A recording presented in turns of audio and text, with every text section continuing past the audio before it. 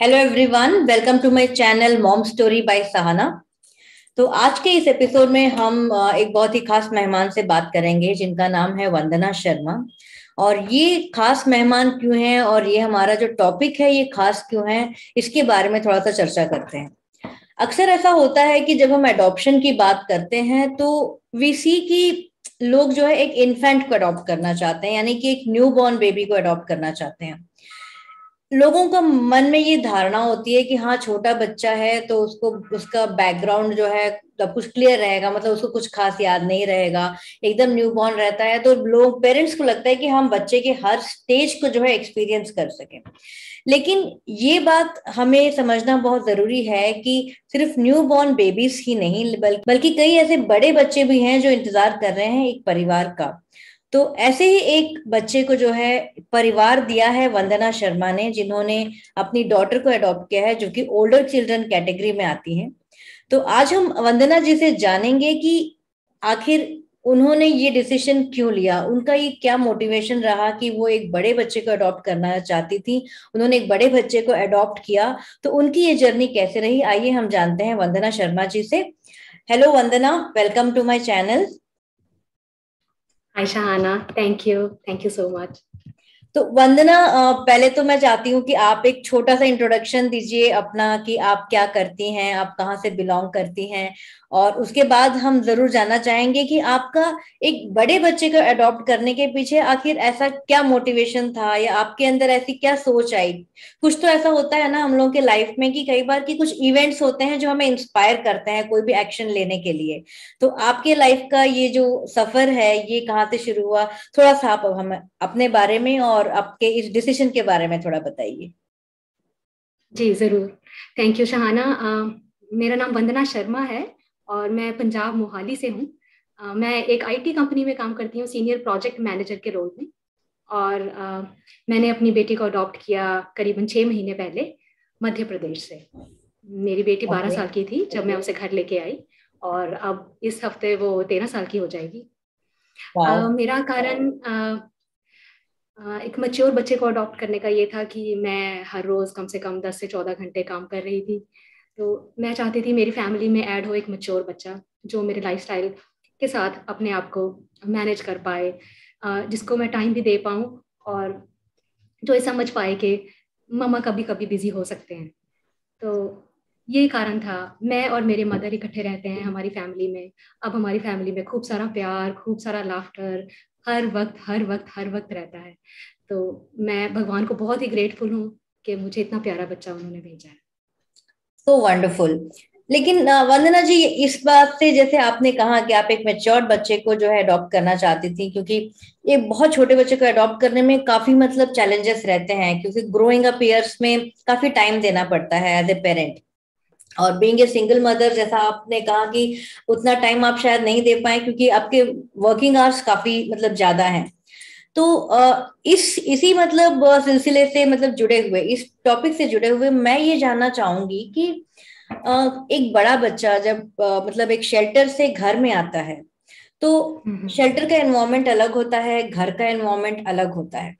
तो क्या आपको नहीं लगता है कि एक बड़े बच्चे को शायद ज्यादा टाइम चाहिए होता है कंपेयर टू ए छोटा बच्चा in terms of emotional bonding, क्योंकि वो अपने लाइफ के कुछ साल, मतलब कुछ साल क्या मतलब बचपन का मतलब काफी साल मतलब वो गुजार चुका होता है शेल्टर में, या फिर मे बी अपने बर्थ पेरेंट्स के पास। तो इसके बारे में आप क्या कहना चाहेंगे, आपके क्या व्यूज हैं इसके लिए। शहाना, ये बहुत ही अच्छा प्रश्न पूछा है आपने। मेरा बच्चा 4 साल का था जब वो इंस्टीट्यूशन में आया था, ऑर्फनेज में आया था। तो 8 साल तक वो वेट कर रहा था कि कोई पेरेंट्स आएंगे, मुझे लेके जाएंगे। मुझे मेरा बच्चा बोलता है कि छोटे बच्चों को तो फटाफट पेरेंट्स आके ले जाते थे, हम भगवान से प्रे राइट। करते थे कि हमारे पेरेंट्स कब आएंगे। तो यस, मेरा बच्चा वेट कर रहा था। एंड वो 8 साल इंस्टीट्यूशन में रहा था। 22 बच्चों के ग्रुप में वो सबसे बड़ा बच्चा था उस ऑर्फनेज में। हम्म। वो बहुत समझदार है। उसने अपने आप को यहाँ पंजाब में आके बहुत ढाला है अपने आप को। वो थोड़ा थोड़ा पंजाबी भी बोलती है अब। तो वाह। बच्चा मेरा बहुत मैच्योर है। I am very grateful to God. And secondly, you know, वहाँ पे ऑर्फनेज में वो मुझे बताती है कि वहाँ केयर टेकर्स को, वहाँ के टीचर्स को वो रिक्वेस्ट करते थे कि आप क्यों नहीं हमें अडॉप्ट करते थे, प्लीज आप हमें अपने घर ले चलिए। तो और मुझे वो बताती थी कि वो भगवान के आगे लेट जाती थी कि भगवान मेरे पेरेंट्स भेज दो, मुझे मेरे पेरेंट्स भेज दो। तो अब वो घर आई है, आई एम श्योर 8 साल में जैसे वो वहाँ रही है, थोड़ा घर का एनवायरनमेंट डिफरेंट होता है। यहाँ पे इतने बच्चे नहीं है खेलने के लिए, just my mother and me, 2 of us। लेकिन उसने आस पड़ोस में इतने सारे फ्रेंड्स बना लिए हैं, डेली वो 1-1.5 घंटा जरूर खेलती है इवनिंग में अपने फ्रेंड्स के साथ। सारी बर्थडे पार्टीज में उसको इनवाइट किया जाता है। तो उसने अपने आप को ढाल लिया है हमारी फैमिली के हिसाब से। तो I don't know how she did it. वो इतनी रिजिलियंट है, इतनी टैलेंटेड है और खुश रहती है हमेशा। She always carries a smile on her face. उससे हमें इतना कुछ सीखने को मिला है। तो I am just grateful to God कि इतना प्यारा बच्चा। दैट्स रियली इंटरेस्टिंग कि मतलब क्योंकि हम लोग को जैसे आए दिन कई सारे मतलब इंसिडेंसेस सुनने को मिलते हैं और बहुत सारे लोगों का ये मतलब कंप्लेंट होता है। कंप्लेंट क्या होता है, रादर उनकी शिकायतें इस तरह से होती हैं कि बच्चा जो है शेल्टर को मिस कर रहा है, शेल्टर में जैसे रहने वाले लोगों को मिस कर रहा है। कई बार ऐसे होते हैं कि वो अपने बर्थ पेरेंट्स को जो है बीच में ले आते हैं कि आप हमें यहाँ क्यों लेके आए, हमें वहीं पे छोड़ देते। मतलब एक तरह का जो कहते हैं ना कि एक जगलिंग, एक तरह से एक अंदर ही अंदर एक शोर उनके होता है कि क्यों ऐसा मतलब मेरे साथ हो रहा है। एंड जैसा कि आप कह रही हैं, मुझे ऐसा लग रहा है कि आपकी जो डॉटर है वो काफी मेच्योर्ड है, वो काफी समझदार है जैसा आप बता रही हैं। तो कुछ पेरेंट्स के ये मतलब इश्यूज होते हैं इस तरह के। तो since you are also a counsellor, तो मैं ये एक बार आपसे जानना चाहूंगी कि इस तरह की सिचुएशन में कि जब जैसे कि बच्चे वापस शेल्टर जाना चाहते हैं या शेल्टर में किसी एक पर्टिकुलर पर्सन को, एक एडल्ट को बहुत मिस कर रहे होते हैं, तो ऐसी सिचुएशन में पेरेंट्स कैसे हैंडल करेंगे? मतलब क्योंकि वो ये तो कह नहीं सकते कि ठीक है अब तुम जाओ, या फिर ज्यादा एक पेरेंट के अंदर भी एक इनसिक्योरिटी होती है कि अच्छा अगर हम उनसे ज्यादा बात करने देते हैं तो फिर बच्चा हमसे कब बॉन्डिंग करेगा। तो ऐसे सिचुएशन में आपको क्या लगता है कि क्या करना चाहिए पेरेंट्स को? क्वेश्चन है जो आपने पूछा है शहाना जी। तो शुरू के कुछ हफ्ते मेरी बेटी ने भी कहा कि मैं अपने फ्रेंड्स को मिस कर रही हूँ, आप मेरी फ्रेंड, ये नाम है उसका, आप उसे भी अडॉप्ट कर लीजिए, मुझे सिस्टर मिल जाएगी। अच्छा ये दूसरी फ्रेंड है मेरी शेल्टर में, आप उसे ले आइए तो मुझे एक सिस्टर मिल जाएगी। तो 2-3 हफ्ते उसने ऐसे बोला। एंड वहाँ के केयर टेकर्स को, वहाँ के ट्यूशन टीचर को वो मिस करती थी।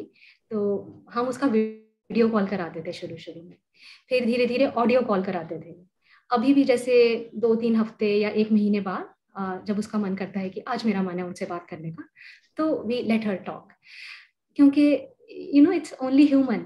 एक तो बच्चा इतनी दूर से आया है यहाँ पे, एक छोटा सा कनेक्शन है उसका। ये नहीं कि वो हर वक्त उनके बारे में बात करती है, क्योंकि यहाँ अब उसका एक शेड्यूल बन गया है।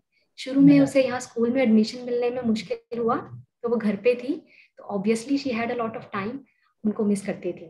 अब उसका पूरा शेड्यूल है, मॉर्निंग में कंप्यूटर क्लासेस हैं, फिर स्कूल है, डांस क्लासेस हैं, वीकेंड्स पे अबेकस क्लासेस हैं। तो she does not have time कि वो इतना ज़्यादा किसी को मिस करे। वो एक्सप्रेस नहीं करती है ऐसा, पर जब कभी वो बोलती है कि मुझे उनसे बात करने का मन है, आज मैं बहुत खुश हूँ, मेरी उनसे बात करा दो, तो हम बात करा देते हैं। तो एक और चीज मैं जानना चाहूंगी कि शेल्टर के एजुकेशन में मतलब और मतलब घर में जब आप उसको लेके आए तो उसमें कितना गैप था, मतलब उसकी लर्निंग में क्या कोई गैप आपको नजर आया, या फिर नजर आया तो फिर आपने फिर कैसे उसको उस गैप को फिल करने का क्या मतलब आपने स्टेप्स लिए उसके लिए? जी शाहाना जी, पढ़ाई का मेरी बेटी को बहुत स्ट्रगल करना पड़ा। आई बी ऑनेस्ट, इनिशियली तो उसको रीड करना, राइट करना उसको बहुत मुश्किल लगता था। She did not have habit, क्योंकि पेंडेमिक के दौरान वहाँ एक बायो बबल था उसके ऑर्फनेज में, जहाँ she was not allowed to step outside. वो अंदर ही रहते थे बच्चे, और क्योंकि इतने सारे बच्चों को वो ऑनलाइन क्लासेस भी नहीं दे सकते, इतने सारे डिवाइसेस नहीं हो सकते ऑर्फनेज में, तो पढ़ाई वो सर्टनली लैगिंग।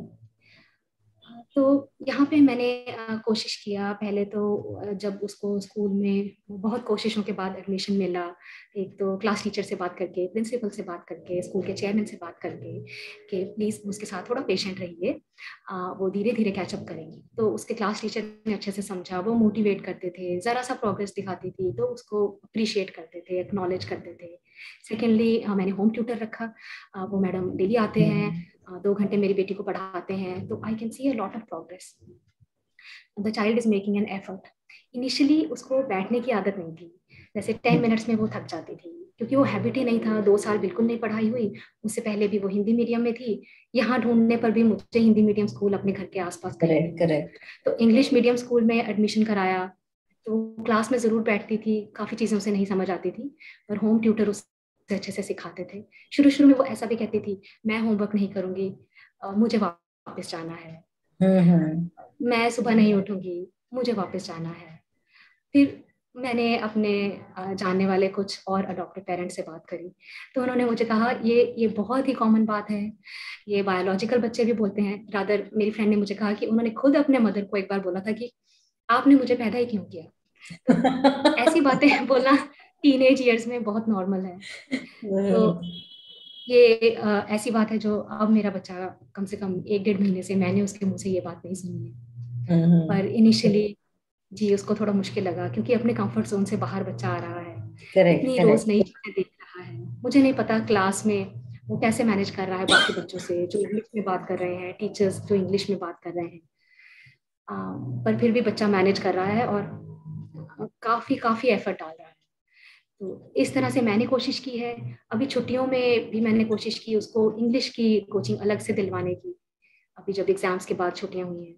तो अपनी तरफ से मैं पूरा एफर्ट डालूंगी, वो भी डाल रही है, फिर भगवान थोड़ा हेल्प करेंगे तो आई एम श्योर कि धीरे धीरे वो कैचअप कर लेगी और अपनी पढ़ाई अपना करियर अच्छे से मैनेज करेगी। वैसे वंदना जी ये है कि लोग कहते हैं कि जैसे बड़े बच्चे जो अडॉप्ट होते हैं तो वो उनके एज के जो हिसाब से नहीं रहते हैं, मतलब बेसिकली जैसे लोगों को लगता है कि जब 10 साल का बच्चा है तो उसको ये चीजें आनी चाहिए, लाइक जैसे उसको मैथ्स में इतनी चीजें आनी चाहिए, फिर साइंस में ये चीजें पता होनी चाहिए, या फिर उसको एक्स्ट्रा करिकुलर में इस लेवल पे होना चाहिए, उसका आईक्यू उतना होना चाहिए। तो यूजुअली ये देखा गया है कि यहाँ पे बच्चों का थोड़ा सा गैप रहता है। तो how do you perceive it, मतलब आपको क्या लगता है कि पेरेंट्स को जो अडॉप्ट करना चाहते हैं बड़े बच्चों को, उनके लिए आप क्या मतलब सलाह देंगी कि मतलब what should they expect like before adoption? तो शाहना जी मेरा व्यू इसमें ये है कि हो सकता है पेरेंट्स के माइंड में एक इमेज हो कि ये एक आइडियल चाइल्ड ऐसा होता है, या हम ऐसे थे हमारा बच्चा ऐसा होगा। मैं बहुत स्टूडियस थी, मुझे लगता था कि बच्चे को पढ़ने का शौक होना चाहिए, but every individual, not just बच्चा, हर इंडिविजुअल दुनिया में डिफरेंट है। कोई जैसा आप चाहते हैं बिल्कुल वैसा नहीं हो सकता।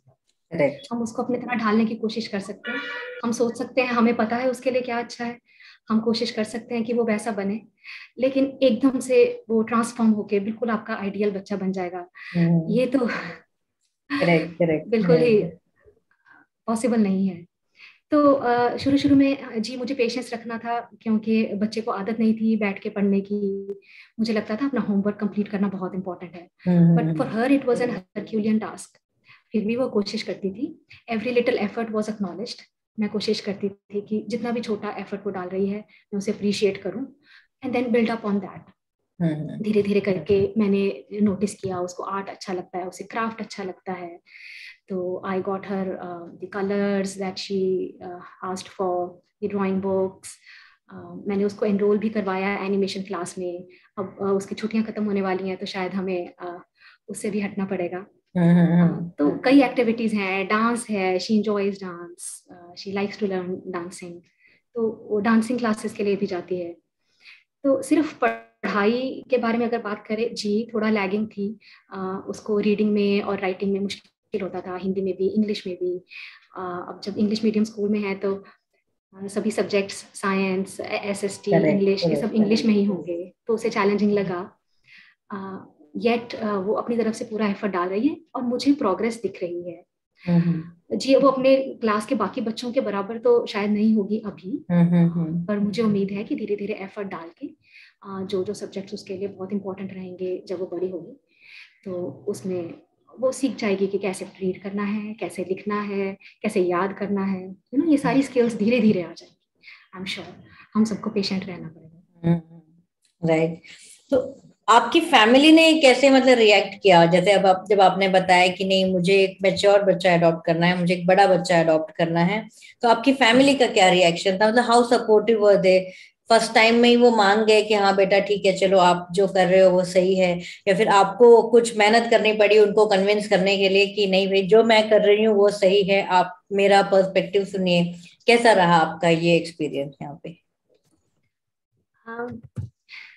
सो आई थिंक जब मैं काफी यंग थी तब से ही आई वुड से कि I will adopt a child.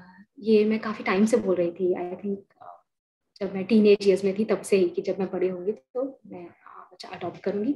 तब तो हंसी में टाल देते थे रिलेटिव्स भी, फैमिली भी, पर धीरे धीरे आई एम श्योर मेरी फैमिली ने रियलाइज किया कि नहीं, this is the way forward for her. तो मैंने जब 4 साल एज अडॉप्शन काउंसलर भी काम किया, तो जो मैंने सीखा उसमें वो मैं अपनी फैमिली से रेगुलरली शेयर करती थी। तो जब उन्होंने बाकी स्टोरीज सुनी, उनको पता चला कि दिस इज नॉर्मल। हाँ, हमारे आसपास में नहीं होगा चाहे नॉर्मल, पर ये नॉर्मल है। तो जब कुछ साल हो गए अडॉप्शन काउंसलिंग करते वक्त, तो मेरे मदर ने बोला now it's time, you must now apply for adoption yourself. तो वो मेरे साथ बैठी थी जब मैं अप्लाई कर रही थी लास्ट ईयर अप्रैल में, end of April. Each step of the process वो मेरे साथ थी। मैं उनको बताती थी ये मैसेज आया है, ये लिस्ट आई है, लेट्स रिव्यू दिस, अभी होम स्टडी के लिए आएंगे, लेट्स प्रिपेयर फॉर दिस, ये डॉक्यूमेंट चाहिए। उन्होंने मुझे पूरा सपोर्ट किया, मेरे मदर ने मुझको। एंड अब जब मेरी बेटी हमारे घर पे है तो हर वक्त मम्मा मम्मा, नानी नानी, तो हर वक्त खिलखिलाती रहती है, खुश रहती है। तो मेरी फैमिली ने मुझे सपोर्ट किया। आई एम वेरी लकी। मेरे नेबरहुड ने मेरे को बहुत सपोर्ट किया। मैंने जो 2 रेफरेंसेस दिए वो भी मेरे नेबरहुड से थे, तो वो भी फैमिली फ्रेंड्स हैं। उन्होंने बहुत सपोर्ट किया। Once my child was home, then I also introduce her to my relatives, और रिलेटिव्स ने बहुत अच्छे से वेलकम किया, उसको हग करके किस करके सबने बहुत प्यार दिया उसको और आशीर्वाद दिया। So that's very nice. It went well for me. Yeah, that's very nice, क्योंकि छोटे बच्चे के अडॉप्शन में ही काफी चैलेंजेस हो जाते हैं। कई लोगों के घर में मतलब कहते हैं तलवारें निकल जाती हैं शायद। कई लोगों का सुनती हूँ कि नहीं हम तैयार हैं, हमारे घर वाले तैयार नहीं हैं, हम छुप के इनको छुप के अडॉप्ट करना चाहते हैं। तो एज इन मैं हमेशा उनको ये कहती हूँ कि देखिए जो भी काम करिए, झूठ के भरोसे कोई भी काम करना मतलब इट्स अटर फेल्योर। आगे जाके आपको बहुत दिक्कतें होंगी। तो एक बड़े बच्चे को अडॉप्ट करने के लिए एक तो ट्रस्ट मी एक बहुत ज्यादा पेशेंस चाहिए, जो मुझे लगता है ना, आपको देख के लगता है कि आपको you have ट्रेमेंडस plenty of patience in you. क्योंकि अदरवाइज एक टीनेज बच्चे को नॉर्मल जो बर्थ पेरेंट्स होते हैं वो हैंडल नहीं कर पाते हैं, उनको भी इतनी तकलीफें होती हैं। एंड ऐसे में इतना बड़ा चैलेंज एक्सेप्ट करना एंड उसको मतलब दिल से उसको पूरा करना, that is something I hats off to you. I really I'm very proud of you, very happy for you as well. मुझे बहुत अच्छा लगा मतलब आपकी जो आपके मोटिवेशन के बारे में आपने बताया, कैसे आपने अपने फैमिली को साथ में लेके आपने चला। This is like really very beautiful. तो आई एम श्योर कि कई लोग जो आज ये वीडियो देखेंगे आपका, they will learn a lot from you कि क्या कर सकते हैं क्या नहीं कर सकते हैं, राइट। एक लास्ट मैं आपसे क्वेश्चन पूछना चाहूंगी। जो सेटलिंग टाइम होता है बच्चे का, तो आई एम श्योर वो इंडिविजुअल के हिसाब से डिफर करता है, बट ऑन एन एवरेज अगर कोई पेरेंट एक बड़े बच्चे को अडॉप्ट कर रहे हैं तो व्हाट डू यू थिंक, मतलब कितना सेटलिंग टाइम क्या हो सकता है, सेटलिंग पीरियड कितना हो सकता है? 1 महीना 2 महीना, मतलब ऑन एन एवरेज मतलब कितना टाइम हो सकता है? और दिस इज वन क्वेश्चन। तो इसी का एक एडजॉइनिंग क्वेश्चन ये है कि ऐसी क्या चीजें पेरेंट्स कर सकते हैं कि ये जो सेटलिंग पीरियड है इसको आसान करें और इसको जो ड्यूरेशन है वो कम कर सके?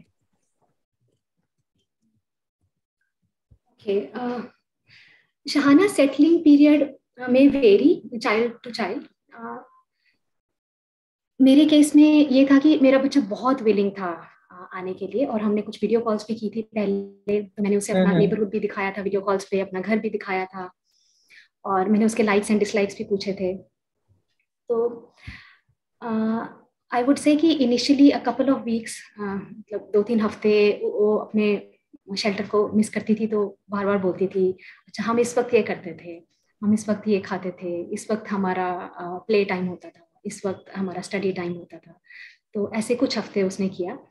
एंड उसके बाद वो 3-4 महीने तभी शेल्टर को याद करती थी जब वो अनकंफर्टेबल होती थी। जैसे कि उसे बोला जा रहा है कि this is good for you, ये आपको खाना चाहिए, ये आप खाइए। और ब्रेकफास्ट करना जरूरी है, ब्रेकफास्ट स्किप नहीं कर सकते, ब्रेकफास्ट करके ही स्कूल जाते हैं। तो शी वुड बी अनकंफर्टेबल, मुझे वापस जाना है। लेकिन जब इनिशियली उसने बार बार बोला कि मुझे वापस जाना है, तो मैंने शेल्टर के जो ऑफिसर्स थे उनको भी कॉल करके पूछा कि ऐसा बोल रहा है बच्चा। तो they said just give her time 2-3 months and it will be normal. आपको ऐसा लगेगा ये बच्चा हमेशा से हमारे साथ, और बिल्कुल वैसा ही हुआ। दिसंबर के बाद से आई डोंट थिंक कि उसने ऐसा बोला हो कि मुझे वापस जाना है, और सीरियसली बोला हो। She would just say it once and then come back to hugging us and be that playful child that she is. तो मेरे बच्चे को तो I would say almost 6 months में इट्स लाइक के हमेशा से यही था मेरा बच्चा। हो सकता है दूसरे केसेस में कुछ और हो, वो मैं नहीं कह सकती, पर 6 months ऑलमोस्ट लगे मेरे बच्चे को सेटल होने में। Now she used to the schedule, वहाँ का अलग स्केड्यूल था, यहाँ फैमिली का अलग स्केड्यूल होता है, स्कूल जाते हैं अलग स्केड्यूल होता है, हॉबी क्लासेस अटेंड करते हैं, वो सारा स्केड्यूल कैसा होता है, वीकेंड पे क्या करते हैं, जैसे कुछ एक्टिविटीज हैं वो हम वीकेंड पे ही करते हैं, गो आउट शॉपिंग या घूमने जाना है वो वीकेंड्स पे करते हैं। तो she has now got used to the schedule. तो I think at least 6 months we should give a child. Okay. And बाकी ये पेरेंट्स एंड चाइल्ड पे एंड फैमिली पे डिपेंड करता है कि कैसे एंगेज करेंगे बच्चे। तो बच्चे को पेरेंट्स कैसे हेल्प करें? जैसे कि आपने बोला कि उसको जब आप बोलते थे कि ब्रेकफास्ट स्किप नहीं कर सकते, आपको ब्रेकफास्ट करना है, तो वो अनकंफर्टेबल हो जाती थी and then she started missing her shelter, क्योंकि वहां पे शायद उसको कोई कंपल्शन नहीं होता था इस चीज का। तो ऐसे सिचुएशन में फिर आपने क्या किया? क्या मतलब आपने बोला कि, या फिर किस तरह से उसको कंफर्टेबल कराया? मतलब how did you do that? मतलब जैसे ऑफ कोर्स 6 महीने उसको डेफिनेटली लगे, जैसा आपने बोला कि इतना लंबा टाइम अगर कोई कहीं से रहता है और सडनली जगह चेंज हो जाती है, इनफैक्ट शादी के बाद भी स्पेशली लड़कियों को जब चेंज करना पड़ता है, ससुराल में जाते हैं, नए एनवायरनमेंट में एडजस्ट करना पड़ता है, डेफिनेटली उनको भी आराम से 6-7 महीने के सालों भर शायद लग जाते होंगे। तो आपने मतलब क्या किया जब वो ऐसे कहती थी कि नहीं मेरे को जाना है, मैं ब्रेकफास्ट नहीं करूंगी? तो what did you do? Like आप क्या करते थे तब? उसको क्या कहते थे? उस वक्त मैं कुछ टाइम तो अपने आप को देती थी कि बी काम and be patient, the child is being a child. Initially मुझे लगा कि वो चाइल्ड एक्ट अप कर रहा है एंड वो एफर्ट नहीं डाल रहा है अपने आप को इस तरीके के इन्वायरमेंट में ढालने का। लेकिन फिर मैंने बात की अपने पड़ोसियों से, अपने फ्रेंड से, कि जब बच्चा ऐसे करता है तो व्हाट डू यू डू, क्योंकि मेरे पास एक्सपीरियंस नहीं था, मेरे पास कोई बेंचमार्क नहीं था। तो उन्होंने बोला दिस इज नॉर्मल, ये हमारे बच्चे भी करते हैं। तो व्हाट आई थॉट वाज के बिकॉज मेरा बच्चा थोड़ा मैच्योर है, तो मैं उसके साथ ऐसे ही डील करूंगी जैसे you would deal with an adult. So when she would be कामर, नॉट एट दैट पॉइंट जबकि वो टेंट्रम दिखा रही है, जब वो थोड़ा काम होगी तो आई डिस्कस विद हर कि आप क्या प्रेफर करेंगे मॉर्निंग में, अगर आपको दूध नहीं पीना है तो आप क्या लेंगे। तो कुछ दिन तो मेरा बच्चा कहता है कि मुझको आप बोर्नविटा वाला दूध दें, तो फिर मैं बोर्नविटा लेके आई, बोर्नविटा वाला दूध पिया, फिर उससे मन भर गया, फिर उसने कहा मुझे चाय दीजिए, तो फिर मैं चाय देती थी। फिर वो कहती थी ब्रेकफास्ट पराठा नहीं खाऊंगी, मैं टोस्ट खाऊंगी, वो रस एंड टोस्ट ये खाऊंगी, बिस्किट खाऊंगी। तो थोड़ा उसे डिस्कस करते थे, थोड़ा उसके माइंड में एक पिक्चर बन जाता था, ओके ब्रेकफास्ट करेंगे, ये खाएंगे। अच्छा अगर मैं चाहती हूँ 4 टोस्ट खाए और वो 2 खा रही है, तो मैं अपने आप को समझाती थी कोई बात नहीं, बच्चे का शायद इतना ही एपेटाइट है। तो मैंने उसके इंस्टीट्यूशन में भी जो उनका कुक थे उनसे बात करी कि इसका डाइट कम है, तो उन्होंने बताया कि जी इसका डाइट थोड़ा कम है। अभी तो थोड़ा इम्प्रूव हो गया है पहले से, लेकिन जी ऐसी चीजों को अब वो समझती है, अब वो बड़ी हो गई है थोड़ी, और जैसे होमवर्क करना है, शी अंडरस्टैंड्स। चाहे उसको थोड़ा मुश्किल भी लगता है, तो इनिशियली मैंने उसे बताया कि हो सकता है तुमको ये इजी नहीं लगेगा, लेकिन होमवर्क करते हैं, सभी बच्चे करते हैं, हम भी करते थे, आपके क्लासमेट्स भी करते हैं, आपके जो नेबरहुड में फ्रेंड्स हैं वो भी करते हैं। ये होमवर्क करना होता है, ये हमें कंप्लीट करना होता है, ये इजी नहीं होता, ये धीरे धीरे इजी हो जाएगा। अब उसको थोड़ा हैबिट पड़ा है, वो अपना होमवर्क करती है, डेली का थोड़ा थोड़ा करेगी और कंप्लीट कर लेती है। तो आज क्योंकि काफी सारी बातें आपने बताई हैं, तो थैंक यू वंदना जी, अपना अमूल्य समय निकालने के लिए हमारे लिए। Thank you so much for watching this video. नमस्कार।